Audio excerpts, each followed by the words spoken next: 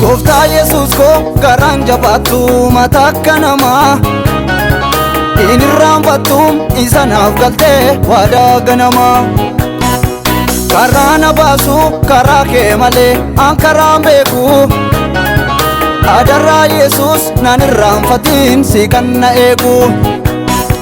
Du'aaf na laattu imaana nyaattu.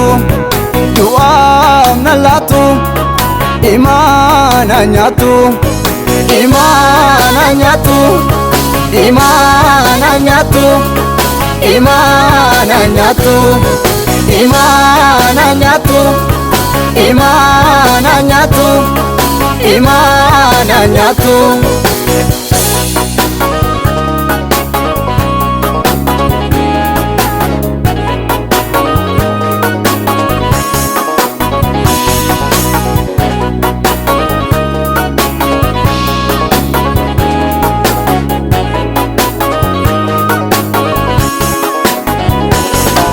Jecha malee eenyu bade ani hin badu. Utuun si qabu iddoon argatu inni nagaadu. Balballi namaa biraa cufamus kan koon banamaa. Yoo natti ulfaates sittin ulfaatu hin danda'ama. Mana kootti dhufe hafuurri kee hojii hojjete. Maaliifan du'aa albuuda jirra oo keessa koo buute.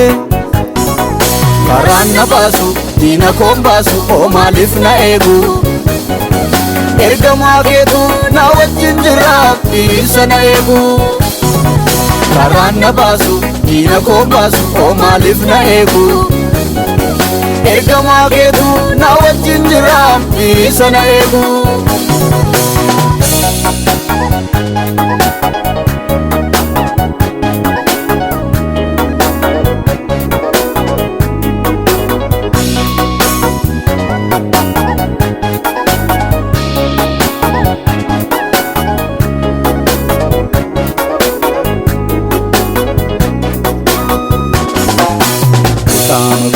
Udama duga ansidise esattan figa. Ati abdii koo abdii ganama. Mul'ata kootu sinoo ganama.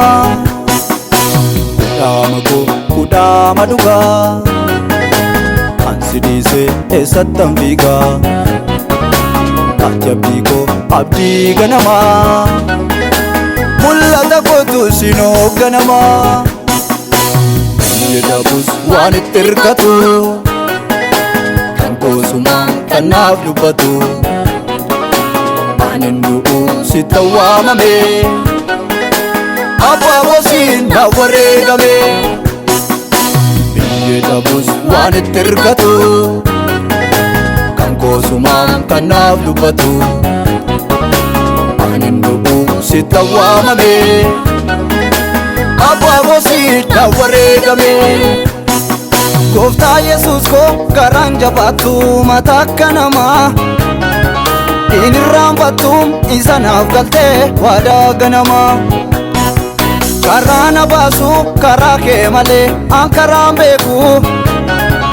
Adarraa Yesuus naan irraanfatiin si kan na eegu. Du'aaf na laattu imaana nyaattu. Du'aaf na laattu imaana nyaattu. imana nyatu, imana nyatu, imana nyatu, imana nyatu, imana nyatu, imana nyatu.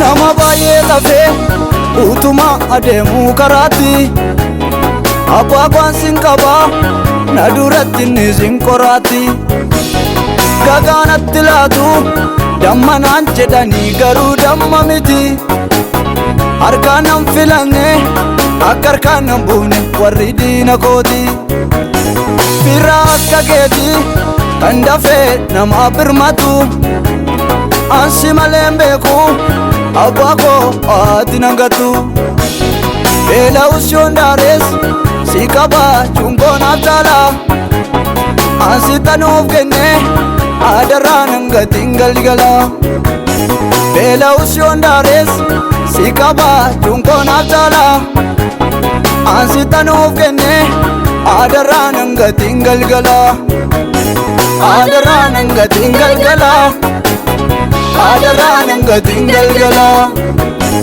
adarraa nangatiin galgala adarraa nangatiin galgala.